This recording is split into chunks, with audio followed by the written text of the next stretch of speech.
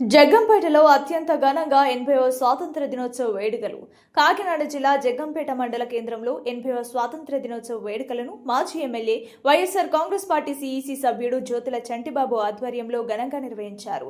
జగ్గంపేటలోని party కార్యాలయంలో విద్యార్థులు, party నాయకులు, కార్యకర్తల సమావేశంలో జ్యోతుల చంటిబాబు త్రివర్ణ పతాకాన్ని ఆవిష్కరించారు. అనంతరం విద్యార్థులతో కలిసి జాతీయ గేయం, జాతీయ గీతాన్ని ఆలపించారు. ఈ సందర్భంగా మాజీ ఉప సర్పంచ్ బండారు రాజా మాట్లాడుతూ స్వాతంత్ర దినోత్సవ వేడుకలను నిర్వహించడం ఆనందంగా ఉందన్నారు. దేశం మరింత అభివృద్ధి చెందాలంటే యువత, ముఖ్యంగా విద్యార్థులు చదువుపై ప్రత్యేక దృష్టి పెట్టాలని అన్నారు. దేశ ప్రగతిలో ప్రతి ఒక్కరూ తమ వంత పాత్ర పోషించాలని పిలుపునిచ్చారు. అనంతరం ప్రజలకు స్వాతంత్ర దినోత్సవ శుభాకాంక్షలు తెలిపారు. కార్యక్రమంలో బుద్దిరెడ్డి చెక్కారావు, దోమల గంగాధర్, అప్పారావు కాపు, పెద్దకాపు, సత్యనారాయణ తదితరులు పాల్గొన్నారు.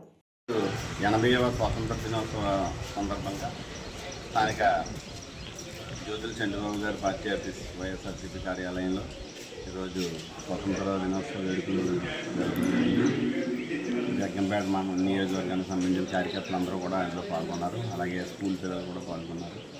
భారీ ఎత్తున జరిగిన ఈ కార్యక్రమానికి జ్యోతుల చంద్రబాబు గారు ముఖ్య అతిథిగా, జ్యోతుల రామస్వామి గారు ముఖ్య అతిథిగా ఇచ్చేసి ఈ కార్యక్రమాన్ని జయప్రదం చేశారు.